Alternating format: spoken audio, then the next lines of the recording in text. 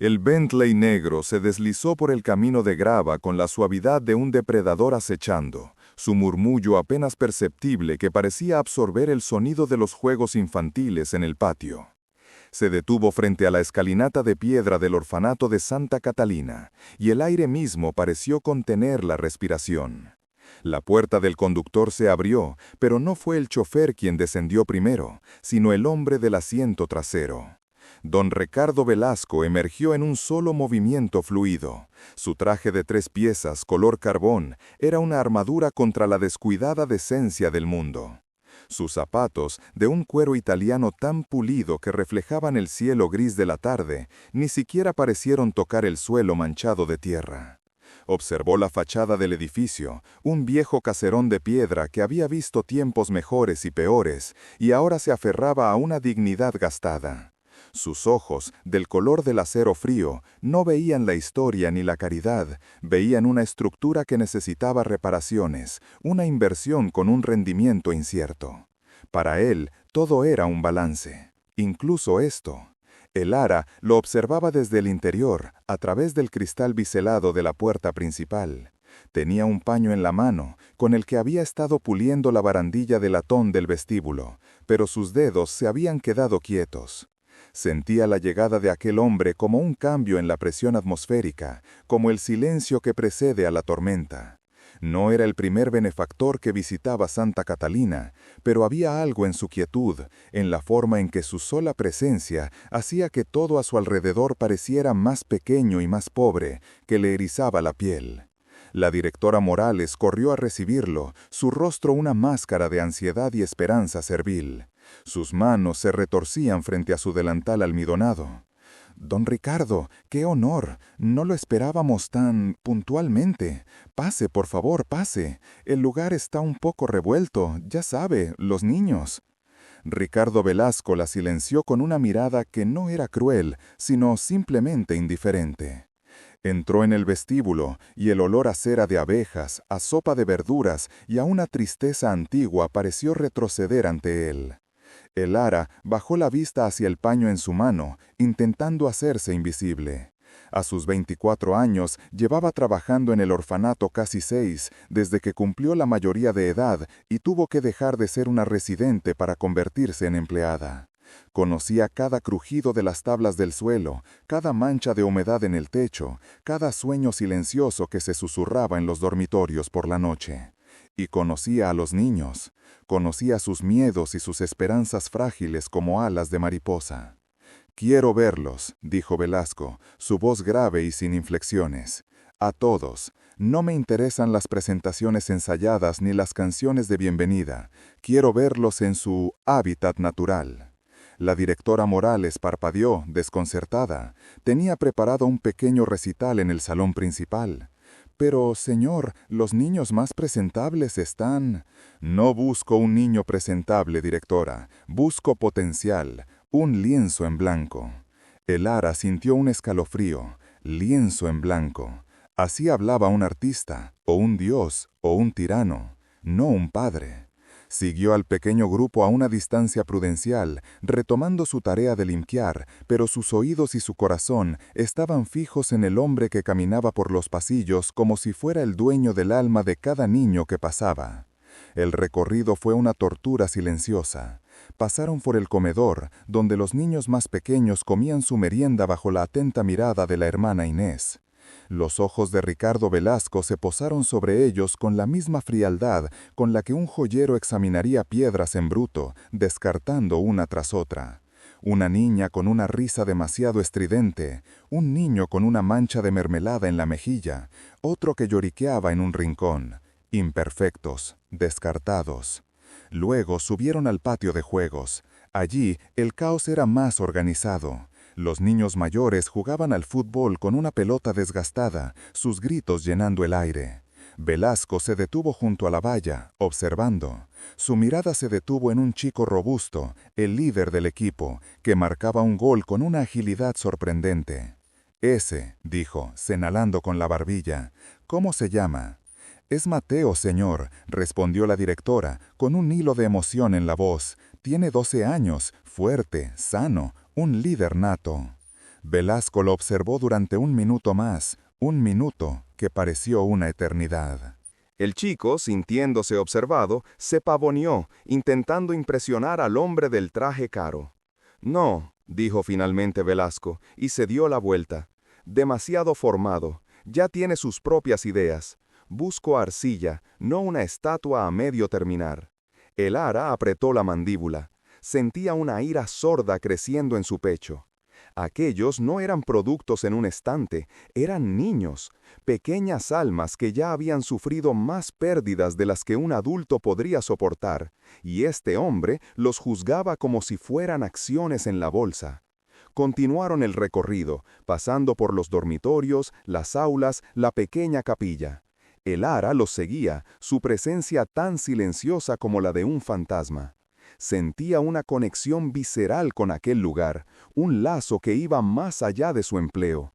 Ella había dormido en una de esas camas. Había mirado por esas mismas ventanas preguntándose si alguna vez alguien vendría por ella. Nadie vino. Y ese dolor, esa vieja herida, la hacía ferozmente protectora de los que ahora ocupaban su lugar. Finalmente, la directora Morales, cada vez más desesperada, los condujo a la biblioteca. Era la habitación favorita de Lara, un refugio de silencio y polvo, donde las historias de otros mundos ofrecían un escape del suyo. Y allí, en un rincón, sentado en el suelo con las piernas cruzadas y un cuaderno de dibujo sobre las rodillas, estaba Leo. Leo tenía 7 años. Había llegado a Santa Catalina hacía 4, un niño pequeño y asustado que no hablaba. Durante meses, su único idioma fueron sus grandes ojos castaños, que lo observaban todo con una intensidad solemne. Fue el ara quien finalmente rompió su silencio.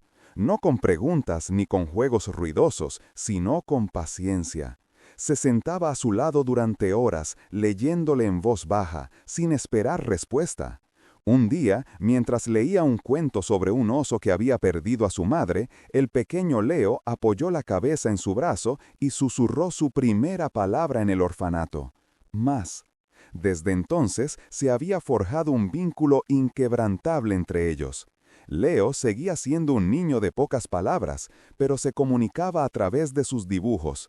Dibujaba mundos fantásticos, animales que hablaban, y a menudo dibujaba a el ara, siempre con una especie de sol brillante sobre su cabeza. Para el ara, Leo no era solo un niño más a su cargo, era algo más, un ancla, un eco de su propia infancia perdida. Cuando Ricardo Velasco entró en la biblioteca, sus pasos resonaron en el silencio. Leo no levantó la vista, completamente absorto en su trabajo. El hombre se detuvo a unos metros de él, observándolo.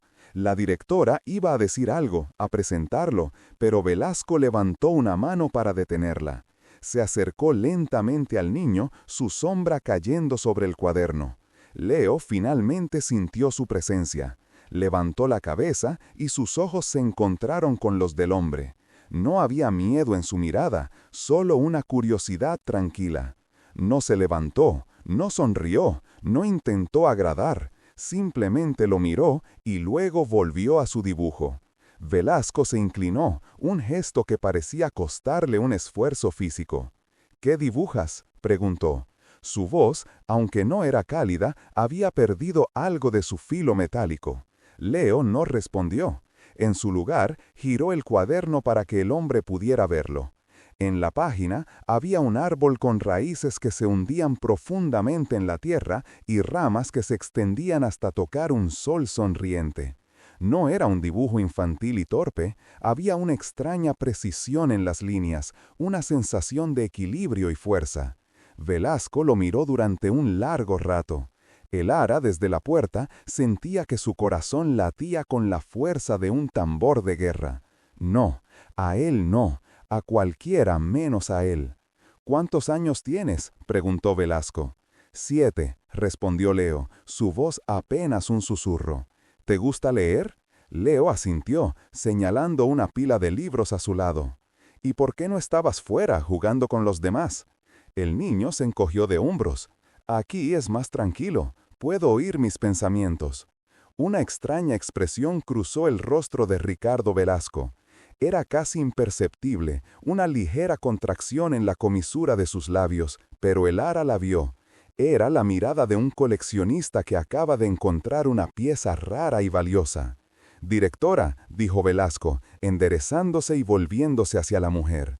«Es él». Las palabras cayeron en el silencio de la biblioteca como piedras en un pozo. La directora Morales ahogó un grito de alegría. «Oh, señor Velasco, qué maravillosa elección. Leo es un niño especial, muy inteligente, aunque un poco introvertido».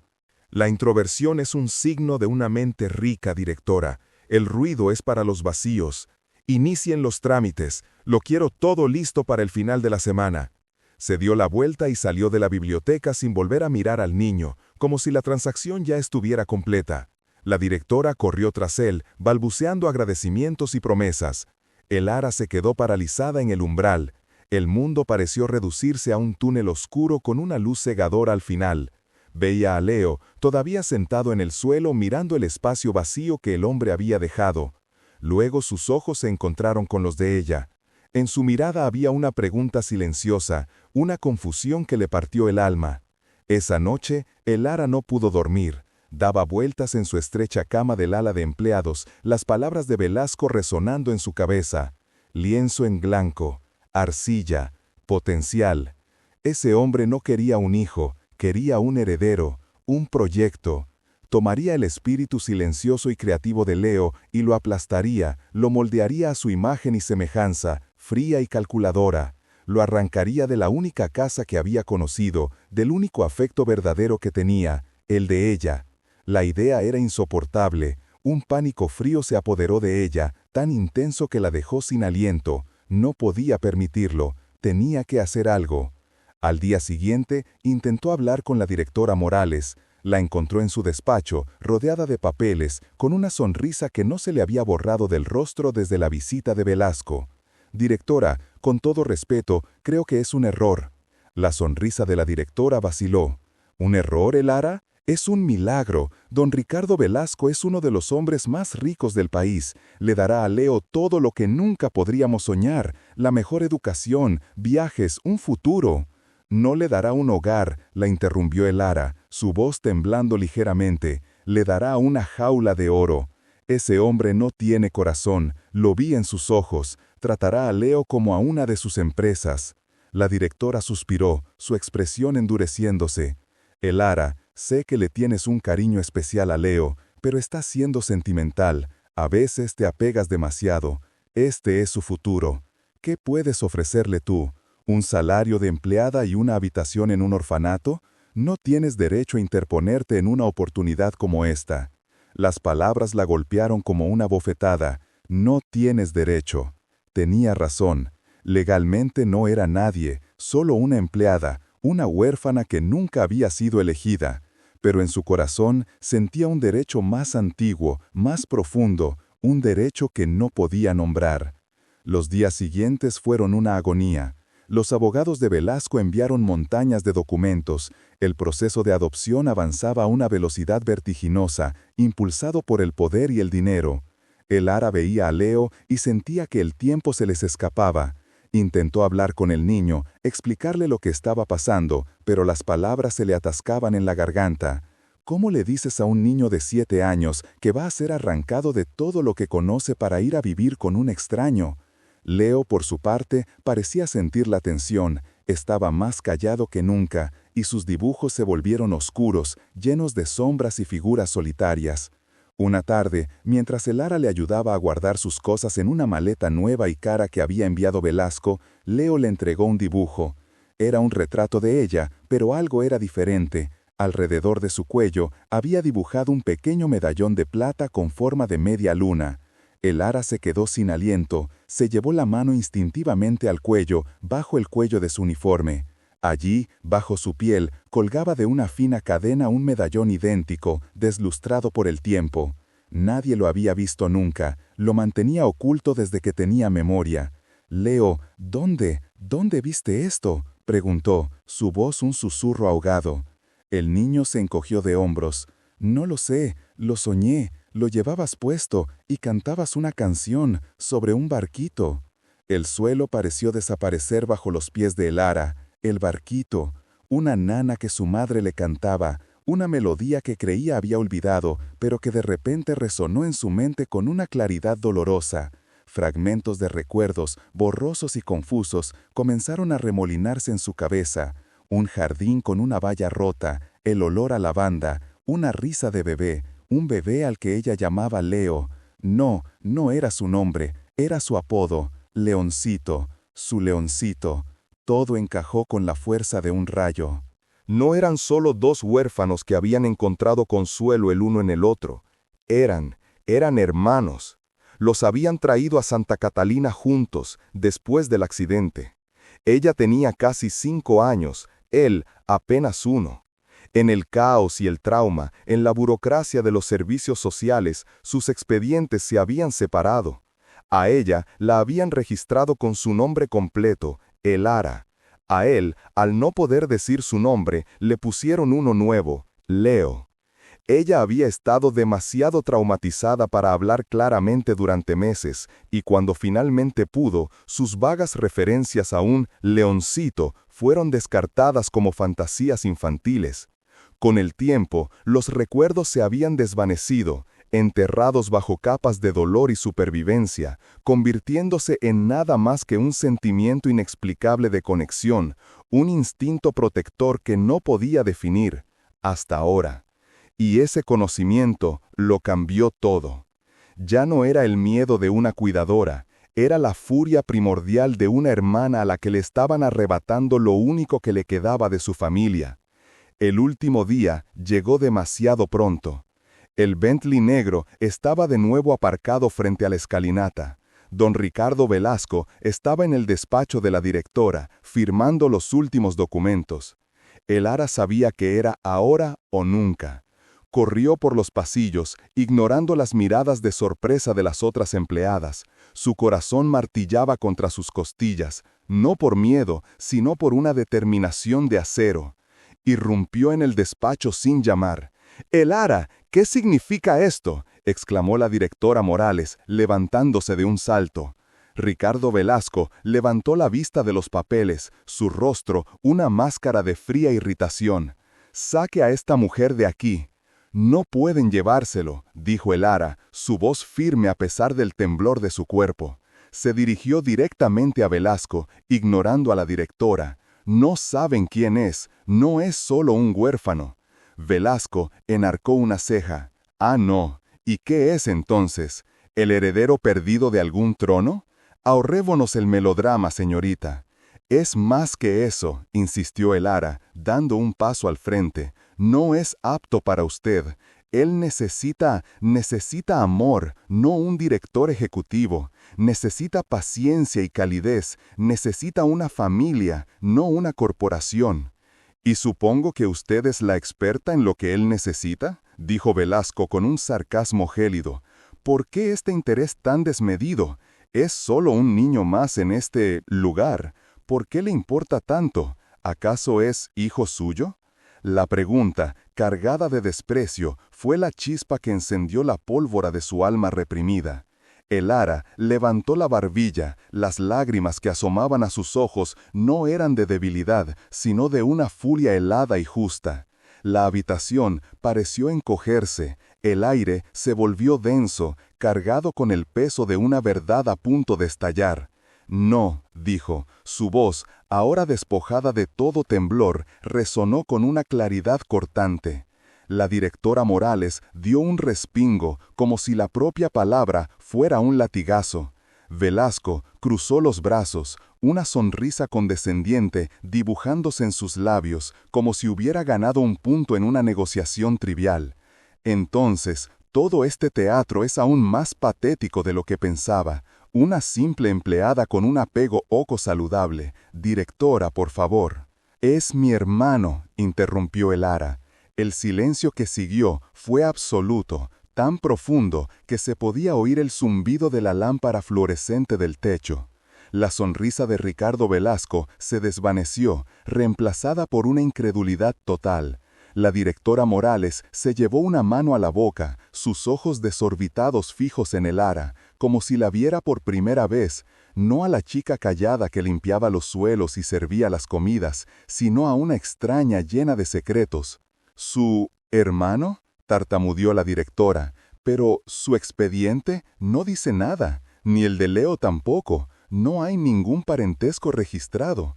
Porque el sistema nos borró, replicó el Ara, dando otro paso hacia el escritorio de caoba que separaba su mundo del de Velasco. Nos borraron el uno al otro, nos rompieron y nos esparcieron como si fuéramos piezas sin importancia de un juego que a nadie le interesaba terminar. Pero yo no lo olvidé, ni un solo día. Velasco se recompuso, su coraza de indiferencia volviendo a sentarse, aunque con una fisura visible. ¿Qué tontería es esta? ¿Cree que una historia lacrimógena va a cambiar algo? Tengo los papeles, tengo la aprobación del comité. El niño será mi protegido. Fin de la discusión. Usted no sabe nada de él, insistió el Ara, su mirada ardiendo. ¿Sabe por qué no habla casi nunca? ¿Por qué se esconde debajo de las mesas cuando hay tormenta? ¿Sabe que odia la sopa de zanahoria porque le recuerda al color de las mantas del primer lugar al que nos llevaron? ¿Sabe que solo se duerme si le cantan una canción muy específica sobre estrellas fugaces que se convierten en luciérnagas? Cada pregunta era un dardo certero, y el Ara vio cómo Velasco vacilaba, su irritación dando paso a una genuina confusión. No eran preguntas que pudieran responderse leyendo un informe psicológico.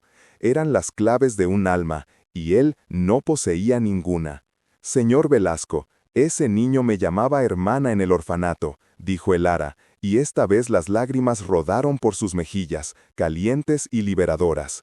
No en este, sino en el lugar del que venimos. El refugio del Alba. Era pequeño, apenas una casa grande dirigida por una anciana llamada Inés. No teníamos mucho, pero nos teníamos a nosotros. Yo tenía 12 años cuando llegó Leo. Era un bebé diminuto, dejado en la puerta en una noche helada. Inés me dejó ponerle el nombre. Lo llamé Leo, por león, porque aunque era pequeño, tenía un llanto fuerte y valiente. Su voz se suavizó, transportada por el recuerdo. El despacho de la directora se desvaneció, reemplazado por los pasillos de madera gastada y el olor a pan casero del refugio. Yo lo cuidé, le cambié los pañales, le enseñé a caminar. Sus primeras palabras fueron Ela, no el Ara, solo Ela. Yo era su sol, y él era mi ancla. Cuando los otros niños se reían de mí por ser demasiado seria, por leer libros de mayores, Leo venía y me abrazaba las piernas. Cuando él tenía pesadillas, yo me metía en su cuna y le cantaba la nana de las estrellas fugaces hasta que su respiración se calmaba. Le prometí, se lo juré, que nunca dejaría que nadie nos separara. Su mirada volvió a la directora Morales, con una acusación silenciosa. ¿Sabe lo que pasó cuando Inés murió y el refugio cerró por falta de fondos? Llegaron los servicios sociales, hombres y mujeres con carpetas y caras cansadas. Nos dijeron que éramos demasiados para mantenernos juntos. Nos separaron. A mí, por ser mayor, me enviaron a un centro para adolescentes a punto de salir del sistema. A él se lo llevaron en una furgoneta diferente. Lo último que vi fue su carita pegada al cristal, sus manitas golpeando el vidrio, gritando mi nombre. Y yo no pude hacer nada. Tenía 14 años y un asistente social me sujetaba por los brazos mientras yo gritaba el suyo. Velasco se había sentado, su postura rígida, sus manos entrelazadas sobre la mesa. Escuchaba con una intensidad que no parecía propia de él. Pasé los siguientes 4 años en el sistema y cada día lo buscaba. En cuanto cumplí los 18, estaba sola, sin familia, sin dinero, pero con un único propósito: encontrar a mi hermano. Trabajé en lo que pude, ahorré cada céntimo, recorrí bases de datos, contacté a antiguos trabajadores del refugio, supliqué información en oficinas gubernamentales donde me trataban como a una loca. Me llevó 3 años. 3 años de pistas falsas y puertas cerradas, hasta que una antigua cuidadora me dijo que creía que un niño con su descripción había sido trasladado a este orfanato, el hogar de la esperanza. El Ara se secó las lágrimas con el dorso de la mano. Conseguí el trabajo aquí hace 6 meses, fregando suelos, sirviendo comidas, cualquier cosa para estar cerca. Y el primer día lo vi. Estaba en el patio, solo, dibujando en la tierra con un palo. Había crecido, su pelo era más oscuro, pero sus ojos eran los mismos.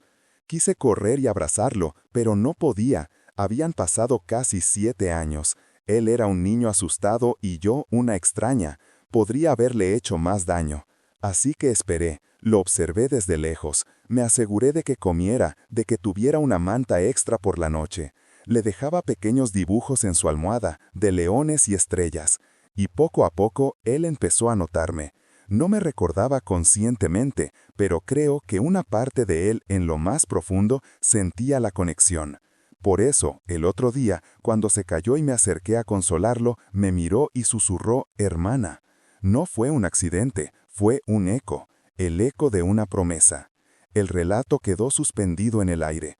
La directora Morales estaba llorando abiertamente, su profesionalismo hecho añicos.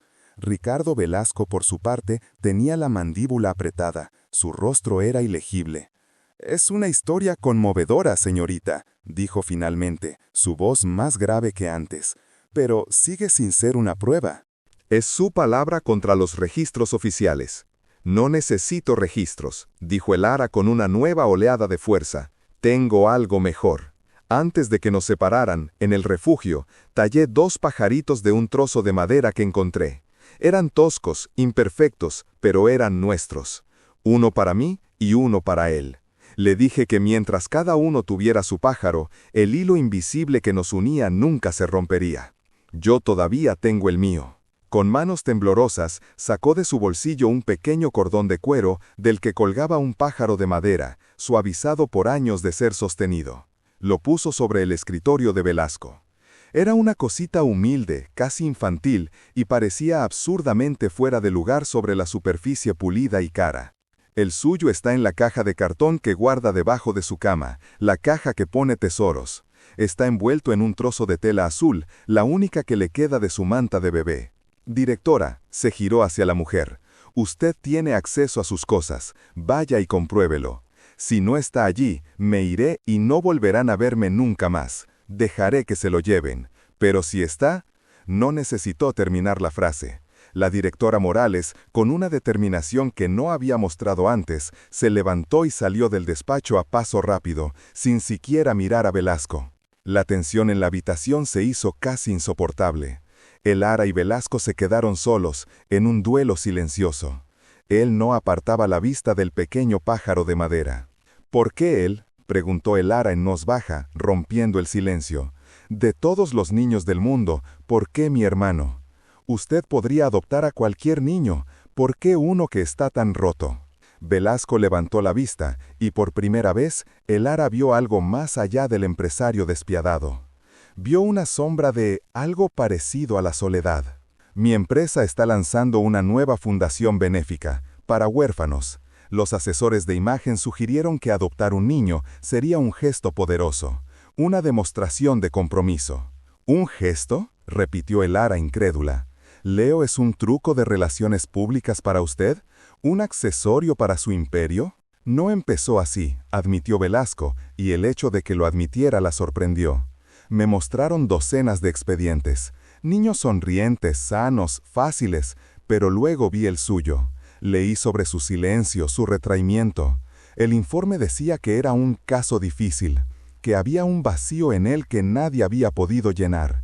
¿Y yo?». Se detuvo, como si le costara articular el pensamiento. Yo entendí ese vacío.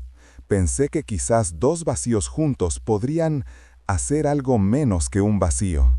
Pensé que podría darle todo lo que el dinero puede comprar, la mejor educación, las mejores oportunidades. Pensé que podría construirle un futuro perfecto para compensar su pasado. «Él no necesita un futuro perfecto», susurró el Ara, «necesita que le remienden el pasado. Y eso no se puede comprar». La puerta se abrió, la directora Morales regresó. En su mano sostenía un segundo pájaro de madera, idéntico al de el Ara, salvo por una pequeña muesca en el ala. Detrás de ella, asomando la cabeza con timidez, estaba Leo. El niño miró la habitación con sus grandes ojos asustados. Vio a Velasco y se encogió, escondiéndose detrás de las piernas de la directora. Luego, sus ojos encontraron a Elara. Su expresión no cambió de inmediato. La confusión todavía estaba allí, la niebla de los años perdidos. Velasco observaba la escena, inmóvil, como un espectador en una obra cuyo final no conocía. Elara se arrodilló lentamente, para no asustarlo. No dijo nada, simplemente abrió la mano y le mostró su pajarito de madera. Los ojos de Leo se abrieron de par en par. Miró el pájaro en la mano de Elara y luego el que sostenía la directora.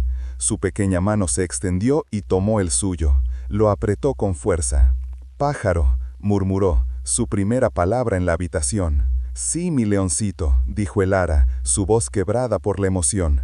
«Tu pájaro y mi pájaro, siempre juntos. ¿Recuerdas el hilo invisible?» Leo la miró fijamente. Su ceño se frunció, como si estuviera buscando algo en las profundidades de su memoria. Elara empezó a tararear. Era una melodía suave, simple y agridulce, la nana de las estrellas fugaces. Y entonces ocurrió el milagro. La niebla en los ojos de Leo se disipó. El reconocimiento brilló, puro y abrumador. Una sola lágrima rodó por su mejilla. «¿Ela?», susurró, la palabra temblando en sus labios como el ala de un colibrí. «Estoy aquí, Leo», respondió ella, abriendo los brazos. «He vuelto, te encontré». Él soltó el pájaro, que cayó a la alfombra con un sonido sordo, y corrió. Se lanzó a los brazos de Elara con una fuerza que desmentía su pequeño tamaño, enterrando su cara en su cuello. Sus pequeños brazos se aferraron a ella como si temiera que volviera a desaparecer si la soltaba. Y empezó a llorar, no los sollozos silenciosos y reprimidos a los que todos estaban acostumbrados, sino un llanto profundo, desgarrador y sanador, liberando años de soledad y miedo en el único refugio seguro que había conocido. Elara lo abrazó con la misma fuerza, llorando con él, meciéndolo suavemente mientras seguía tarareando su canción. Eran una isla en medio de la silenciosa oficina, un mundo propio reconstruido en un instante. Después de lo que pareció una eternidad, Ricardo Velasco se movió. Se levantó lentamente, alisando su traje impecable. Miró a los dos hermanos abrazados en el suelo, una imagen de pertenencia tan completa y absoluta que hacía que su riqueza y poder parecieran cenizas. Se acercó a su escritorio, recogió su maletín y los papeles de la adopción. No miró a Elara ni a Leo. Se dirigió a la directora Morales, que lo observaba con una mezcla de temor y asombro. «Evidentemente ha habido un error», dijo, su voz desprovista de emoción, pero también del sarcasmo de antes. «Este niño ya tiene una familia. No es apto para mí, propuesta». Rasgó los papeles de la adopción por la mitad, con un movimiento limpio y definitivo, y los dejó caer en la papelera. Luego se detuvo junto a su pajarito de madera, que todavía estaba sobre el escritorio. Lo miró por un largo momento. «Algunas cosas», dijo en voz baja, casi para sí mismo, «no se pueden adquirir». Y sin otra palabra, se dio la vuelta y salió del despacho, cerrando la puerta suavemente tras de sí. El sonido del cierre fue como el punto final de un capítulo doloroso. En el suelo, ajenos a todo, Elara seguía abrazando a su hermano. El llanto de Leo se había convertido en sollozos tranquilos. Levantó la cabeza, sus ojos rojos e hinchados, y la miró. «¿Te quedas?», preguntó, su voz pequeña y frágil. Elara le apartó un mechón de pelo de la frente y lo besó. «Nunca más me iré», le prometió. «Lo juro por todas las estrellas fugaces del cielo. Estamos en casa, Leoncito. Por fin estamos en casa». El director, que había permanecido en silencio junto a la ventana, observando la escena como si fuera el espectador de una obra que no había escrito, finalmente se movió. El leve crujido de sus zapatos sobre el parqué fue el único sonido que rompió la sagrada quietud que envolvía a los dos hermanos. Se acercó al escritorio, no con la autoridad de antes, sino con una especie de cansancio resignado. Sus ojos pasaron de los papeles rotos en la papelera y finalmente se posaron en Elara y Leo. «Señorita Elara», dijo, y su voz sonó extrañamente hueca, despojada de su habitual formalidad cortante. «Creo que tiene usted algunas cosas que organizar». El ara levantó la vista, protegiendo a Leo instintivamente. Se preparó para la reprimenda, para el despido, para que le dijeran que su tiempo allí había terminado. Pero la mirada del director no era de enfado. Era algo mucho más complejo, una mezcla de agotamiento y una chispa de algo que se parecía a la comprensión. El ala este tiene un pequeño apartamento que se usaba para el cuidador nocturno. Lleva vacío desde hace años, continuó, como si hablara consigo mismo. Necesita una mano de pintura y los muebles son viejos, pero la calefacción funciona y tiene su propia puerta. Considéralo un ascenso, como supervisora de actividades infantiles. El salario será mejor, lo suficiente. El ara lo miró sin poder creerlo. Las palabras no le salían. ¿Un ascenso? ¿Un apartamento? ¿Y Leo? Susurró ella, temiendo la respuesta. El director suspiró, un sonido largo y pesado. Leo necesita una familia, y parece que ya la ha encontrado. Mañana a primera hora contactaré a los servicios sociales. Iniciaremos el proceso de tutela. No será rápido y no será fácil, pero por ahora, el supervisor de actividades infantiles tiene la responsabilidad de asegurarse de que todos los niños duerman en sus camas.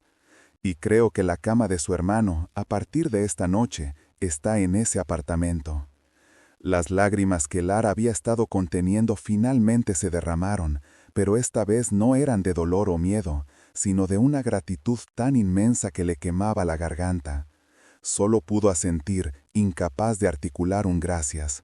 El director hizo un gesto con la cabeza, un movimiento brusco, casi avergonzado. «Vayan, ya es tarde». El ara se puso en pie, ayudando a Leo a levantarse con ella. Sus pequeñas piernas temblaban un poco. Mientras se dirigían a la puerta, la mirada de el ara se detuvo por un instante en el pajarito de madera sobre el escritorio, la pequeña y perfecta creación de un hombre solitario. Era un símbolo de una jaula dorada que casi se había cerrado sobre ellos. Lo dejó allí, un recuerdo silencioso de lo que habían escapado. Salieron del despacho y caminaron por los largos y silenciosos pasillos del orfanato, sus pasos resonando suavemente. No como una empleada y un huérfano, sino como dos personas que se dirigían a su hogar. Cuando el ara abrió la vieja puerta del pequeño apartamento, el aire olía a polvo y a tiempo detenido, pero para ellos olía a libertad. Esa noche, Leo no durmió en un dormitorio lleno de otros niños, sino en una cama improvisada junto a la de el ara, donde ella podía extender la mano y sentir el ritmo tranquilo de su respiración. Antes de cerrar los ojos, él la miró a través de la penumbra iluminada por la luna que se filtraba por la ventana sin cortinas. «¿El ara?», murmuró, su voz somnolienta. «¿Sí, Leoncito? ¿Viste eso?», preguntó, señalando con un dedito hacia el cristal. El ara se giró para mirar. En la vasta oscuridad del cielo, una única y brillante estrella fugaz trazó una línea de plata antes de desaparecer. Ella sonrió, una sonrisa genuina y llena de paz que le llegó hasta el alma. Acercó a su hermano un poco más y le susurró al oído. «Sí, mi amor, la vi, y está cumpliendo mi deseo». Los meses que siguieron no borraron los años de pasillos grises y silencios obligados, pero los cubrieron con una capa de vida nueva y ruidosa. El pequeño apartamento dejó de oler a polvo para impregnarse del aroma del pan tostado por las mañanas y de los guisos sencillos que el ara aprendía a cocinar por las noches. Consiguió un trabajo en una pequeña librería del barrio, un lugar tranquilo lleno de historias que le leía a Leo antes de dormir, reemplazando los cuentos sombríos del orfanato por aventuras de dragones y magos. Leo, por su parte, floreció, sus mejillas recuperaron el color y sus ojos, antes perpetuamente asustados, ahora brillaban con la curiosidad propia de un niño. Iba a la escuela pública de la esquina, y aunque al principio era tímido, pronto llegó a casa con las rodillas sucias de jugar al fútbol y con un par de amigos que a veces subían a merendar. Las paredes del apartamento, antes desnudas, se llenaron con sus dibujos, soles sonrientes, casas con chimeneas humeantes y dos figuras de palitos, una grande y una pequeña siempre cogidas de la mano. Una tarde de primavera, mientras el sol se despedía, tiñendo el cielo de naranja y violeta, estaban sentados junto a la misma ventana. Ahora tenía unas cortinas de flores amarillas que la propia Elara había cosido. Leo no estaba acurrucado por el miedo, sino apoyado cómodamente contra el costado de su hermana, pasándole las páginas de un libro de animales. «Mira, Elara», dijo de repente, señalando no al cielo, sino a la calle. «Es el señor de la panadería, nos ha saludado».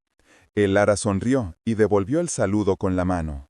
Habían construido una red, pequeña pero fuerte, de rostros amables y rutinas reconfortantes.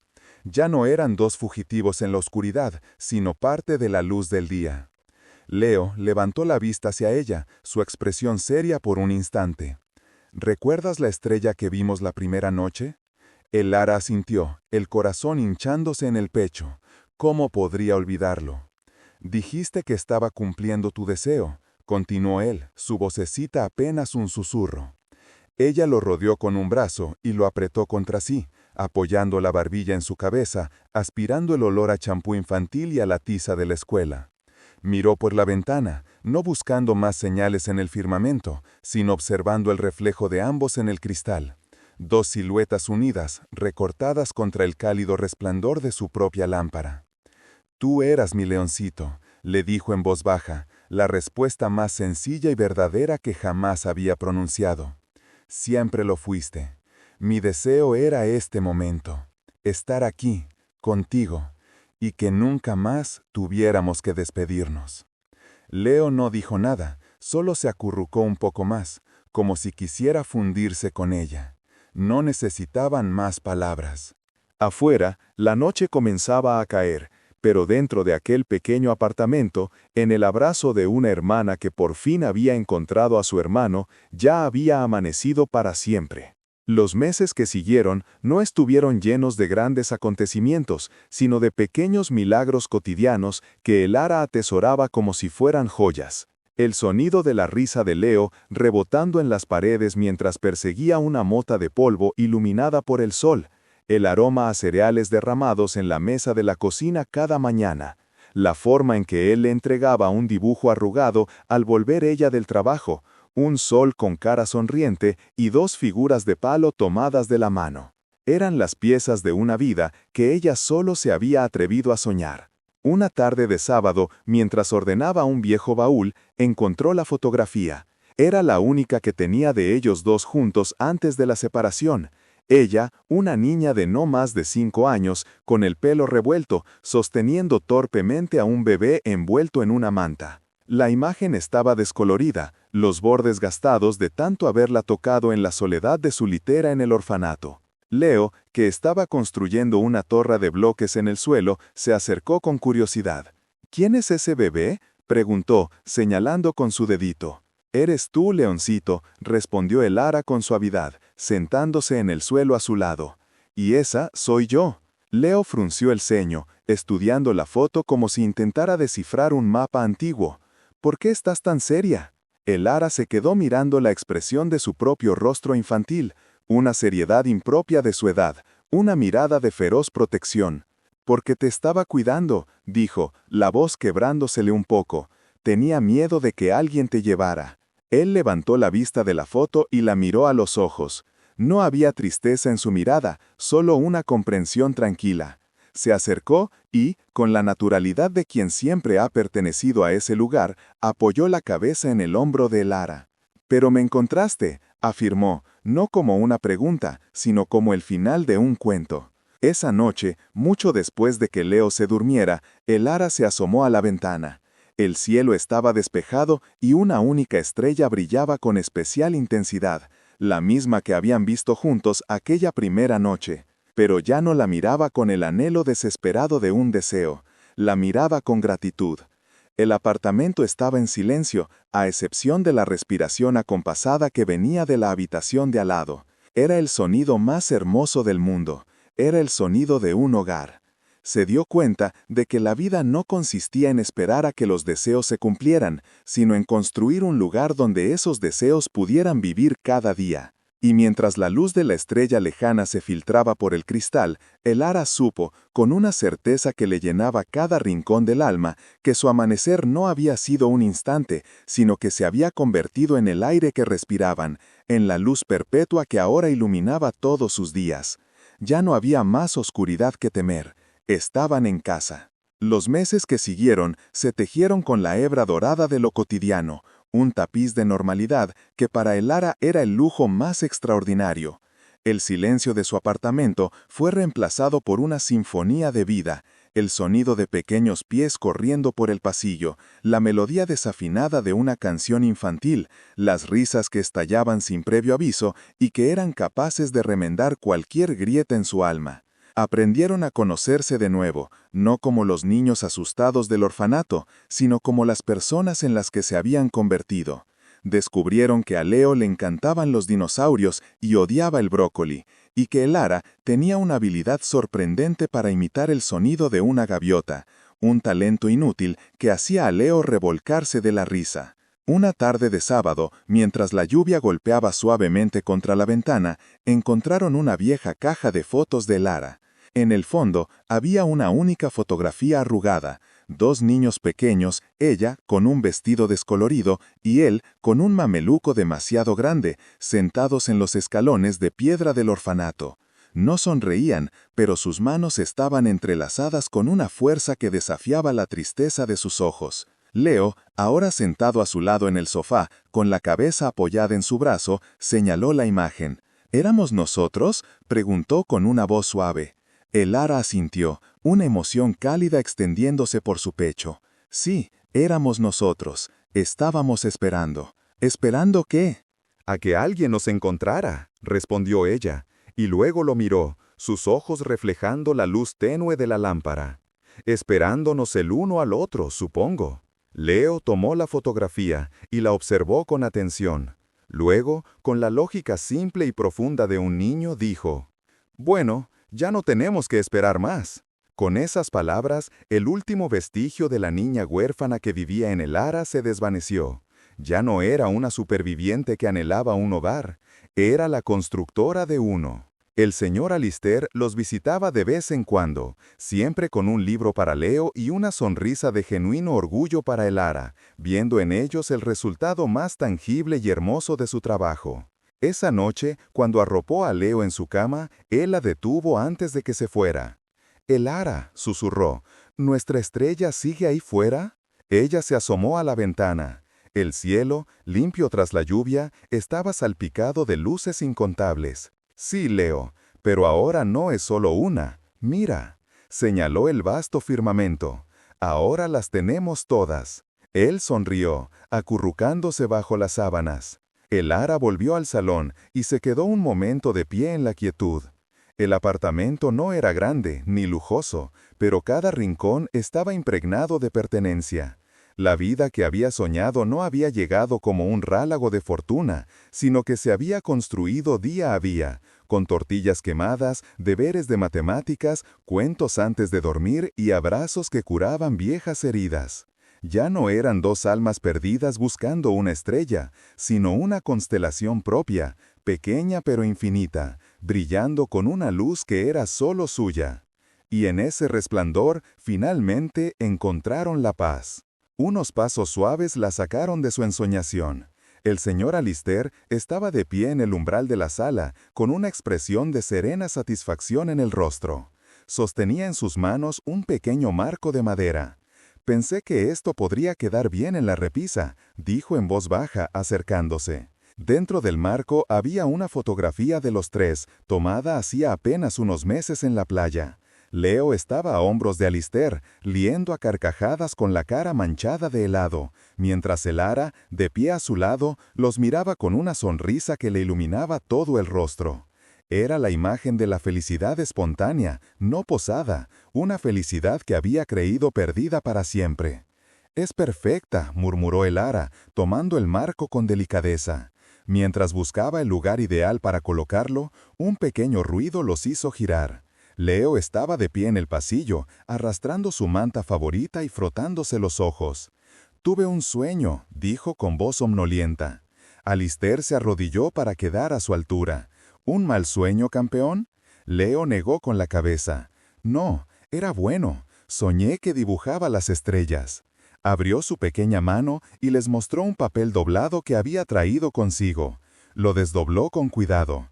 No era un dibujo del vasto cielo nocturno, sino de 3 estrellas brillantes, unidas por finas líneas de lápiz. Debajo de cada una, con una caligrafía infantil y esmerada, había un nombre. La estrella más grande era Alistair, una un poco más pequeña era Elara, y la más cercana a ambas, pequeña pero resplandeciente, era Leo. «Es nuestra constelación», explicó, con la lógica irrefutable de un niño, para no perdernos nunca más. Una lágrima solitaria rodó por la mejilla de Alistair. La recogió con el dorso de la mano antes de que cayera. Miró a Elara y en sus ojos ella vio el reflejo de su propia emoción. Él había adoptado a un niño para darle un hogar, y sin saberlo, había reconstruido 2 familias, la de ellos y la suya propia. «Tienes razón, Leo», dijo Alistair con la voz quebrada por la emoción. «Es la constelación más bonita de todo el universo». Rodeó a los 2 con sus brazos, atrayéndolos en un abrazo que era refugio y promesa. Ya no eran un benefactor y 2 huérfanos, ni una empleada y su jefe. Eran un padre, una hija y un hijo. Se quedaron así, los 3 juntos en el silencio del salón, mientras afuera el mundo dormía. La única luz era la suave lámpara del rincón y el brillo infinito del cielo a través de la ventana.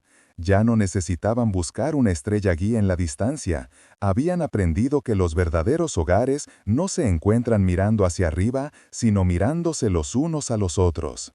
Y en el calor de ese abrazo, bajo el techo que ahora todos llamaban hogar, su pequeña constelación brilló con más fuerza que cualquier galaxia lejana. Los minutos se disolvieron en el calor de aquel abrazo. Fue el bostezo de Leo, un sonido pequeño y somnoliento, lo que los devolvió al presente. Se acurrucó contra el pecho de Elara, con los ojos casi cerrados. «¿Me lees un cuento, hermana?», murmuró, su voz infantil amortiguada por la tela del vestido de ella. Luego, giró su cabeza ligeramente para mirar a Alistair por encima del hombro de Elara. «¿Podemos?». Alistair asintió, incapaz de articular palabra. Se limitó a apretar suavemente el hombro de Elara, un gesto que lo decía todo. La llevó de la mano, con Leo todavía en brazos de su hermana, y subieron la gran escalera. Aquella noche, Elara no se retiró a sus dependencias. Se sentó en el borde de la cama de Leo, en la habitación contigua a la de Alistair, y leyó una historia sobre dragones y caballeros valientes. Alistair permaneció en el umbral de la puerta, observando la escena, sintiendo cómo las viejas paredes de su mansión se llenaban por primera vez de un calor que no provenía de la chimenea. Cuando Leo finalmente se durmió, con una mano aferrada a la de su hermana, Elara se levantó en silencio. En el pasillo, bajo la luz tenue de un aplique, Alistair la esperaba. «Esta es tu casa ahora, Elara», dijo él en voz baja, pero con una firmeza que no admitía discusión. «Tu habitación está al final del pasillo. La preparé hace tiempo, con la esperanza de que algún día mi hijo tuviera a alguien más que a un viejo como yo». Elara lo miró y por primera vez no vio a su jefe, sino a un hombre que le ofrecía no solo un techo, sino unas raíces. Los meses que siguieron transformaron la casa. Las mañanas ya no comenzaban con el silencio formal, sino con el sonido de las risas de Leo persiguiendo al perro por el jardín, con Elara intentando sin éxito ponerle la chaqueta. Las tardes se llenaron de deberes de matemáticas esparcidos sobre la mesa de la biblioteca y del aroma a galletas recién horneadas. Elara ya no llamaba señor a Alistair, era simplemente Alistair. Y él, a su vez, había dejado de verla como su empleada. Era la confidente de sus preocupaciones, la coprotagonista en la crianza de Leo, el pilar que sostenía su nuevo mundo. Una noche de invierno, un año después, los 3 estaban de nuevo en el salón del telescopio. Leo, un poco más alto y con la seguridad que da el saberse amado, ajustaba el enfoque con la ayuda de Alistair. «La veo», exclamó el niño, señalando el ocular. «Es nuestra constelación». Elara sonrió, apoyada en el marco de la ventana, observándolos. Vio a Alistair pasarle un brazo por los hombros a Leo, explicando con paciencia la distancia entre los astros. En ese gesto, vio todos los futuros que una vez creyó perdidos, las cenas familiares, las graduaciones, las navidades junto al fuego. Ya no sentía el vacío de la orfandad ni la incertidumbre de un futuro solitario. Alistair levantó la vista y sus ojos se encontraron con los de ella a través de la habitación. Le dedicó una sonrisa serena, una sonrisa que decía gracias y bienvenida a casa, todo en uno. El universo seguía expandiéndose allá afuera, indiferente y vasto, pero dentro de aquellas 4 paredes, su pequeña y brillante galaxia personal había encontrado su centro. Ya no necesitaban buscar luz en la lejanía, se tenían los unos a los otros, y esa era la única astronomía que importaba. Leo bostezó, un bostezo enorme y sonoro que rompió el silencio reverente de la habitación. Se frotó los ojos y se acurrucó contra Alistair. «Nuestra estrella es la más brillante», murmuró con voz somnolienta, «porque estamos los 3 juntos». Alistair lo levantó en brazos con una facilidad que hablaba de una práctica diaria, y el niño apoyó la cabeza en su hombro, quedándose dormido casi al instante. Con una inclinación de cabeza hacia el ara, salió silenciosamente de la habitación para llevar a Leo a la cama. El ara se quedó sola, el corazón latiéndole con una calma que nunca había conocido. El eco de las palabras de Leo resonaban en el aire. Cuando Alistair regresó, el ambiente entre ellos había cambiado. Ya no era la distancia entre un empleador y su empleada, sino la cercanía de 2 personas que compartían el centro de su universo. Él se detuvo frente a ella, sus ojos grises buscando los suyos en la penumbra. «Leo tiene razón», dijo en voz baja, «pero hay algo que no encaja en nuestra constelación».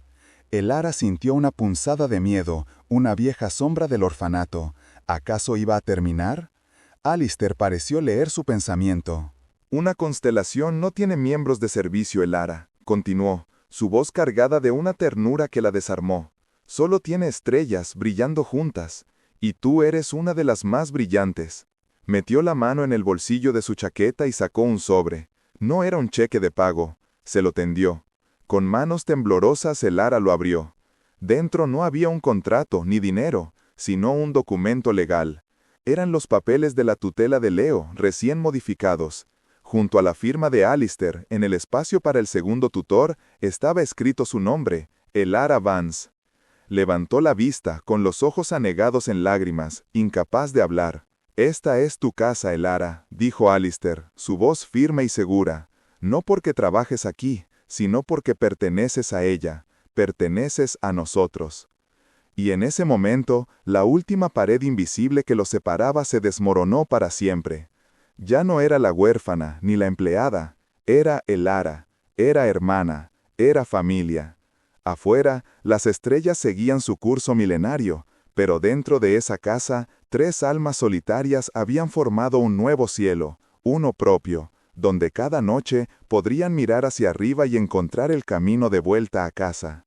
Un sollozo ahogado se escapó de sus labios, un sonido que no era de tristeza, sino de una gratitud tan inmensa que dolía. El papel tembló en su mano antes de dejarlo caer sobre la mesa. Sin pensar, dio un paso adelante y se arrojó a los brazos de Alistair, aferrándose a él como un náufrago a la orilla. Fue un abrazo torpe, desesperado, que lo tomó por sorpresa, pero solo por un instante. Sus brazos la rodearon con una firmeza protectora, un ancla en la tormenta de emociones que la sacudía. No dijeron nada, no era necesario. En el silencio de la biblioteca, roto solo por sus sollozos, se selló un pacto más fuerte que cualquier documento legal. La puerta se abrió con un suave crujido. Leo, en pijama, se asomó con los ojos somnolientos. «¿El ara? ¿Por qué lloras?» Ella se separó de Alistair, secándose las lágrimas con el dorso de la mano mientras una sonrisa genuina, la primera en mucho tiempo, que no estaba teñida de preocupación, iluminaba su rostro. Se arrodilló para estar a su altura. «Son lágrimas de felicidad, Leo. A veces, cuando algo maravilloso sucede, el corazón se llena tanto que se desborda por los ojos». Leo frunció el ceño, sin comprender del todo, pero su mirada se posó en Alistair, que observaba la escena con una ternura infinita. El niño corrió hacia ella y la abrazó con fuerza. «No llores, estamos juntos».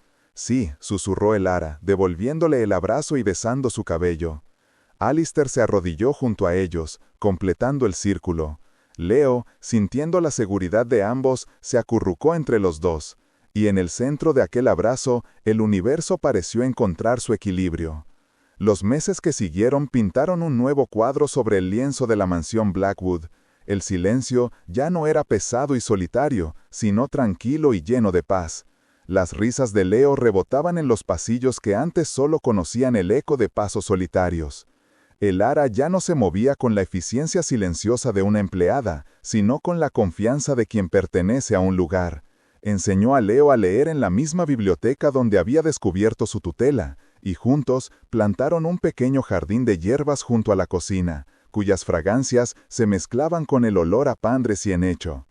Una noche de verano, los tres estaban en la terraza del observatorio. El gran telescopio apuntaba a Júpiter, pero nadie estaba mirando por el ocular. Leo se había quedado dormido en una tumbona, con una pequeña sonrisa en los labios, cubierto por una manta que Alistair le había puesto con cuidado.